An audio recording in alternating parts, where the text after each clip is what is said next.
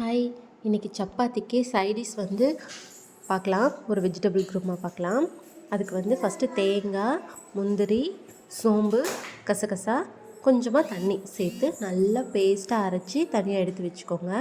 இப்போ ஒரு கடாயில் எண்ணெய் ஊற்றி ஹோல் கரம் மசாலா ஸ்பைசஸ் எல்லாத்தையும் போட்டு அது எல்லாமே நல்லா பொரிஞ்சு வந்ததுக்கப்புறமா வந்துட்டு ஒரு பெரிய சைஸ் வெங்காயம் குட்டி குட்டியாக கட் பண்ணி அதையும் போட்டு நல்லா எண்ணெயில் வதக்கி விட்ருங்க.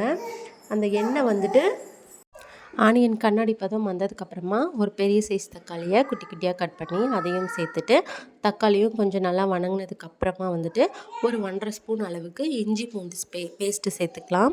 அதை சேர்த்து நல்லா அதனுடைய பச்சை வாசனை போகிற அளவுக்கு எண்ணெயிலேயே நல்லா வதக்கி விட்டுட்டு அதுக்கப்புறம் நமக்கு தேவையான காய்கறி எல்லாம் சேர்த்துக்கலாம். நான் வந்து கேரட், பீன்ஸ், பச்சை பட்டாணி, பொட்டேட்டோ இது 4 சேர்த்துருக்கேன். இது 4ஐயும் வந்து போட்டு ஒரு கிளறிட்டு அதுக்கப்புறமா நம்ம இதுக்கு தேவையான உப்பு, தேவையான அளவு மிளகாய்த்தூள், கறி மசால் தூள், அதுக்கப்புறம் மஞ்சள் தூள் இது எல்லாமே வந்து போட்டுட்டு கொஞ்சமாக தண்ணி ஊற்றி அந்த காய் வேகிற அளவுக்கு தண்ணி ஊற்றி எல்லாமே மூடி போட்டு ஒரு 10 நிமிஷம் ஒரு அரை முக்கால் பதம் வர அளவுக்கு கொஞ்சம் நல்லா வேக வச்சுட்டு, ஃபுல்லாக வேக வைக்கக்கூடாது, முக்கால் பதம் அவ்வளோதான் வேகணும்.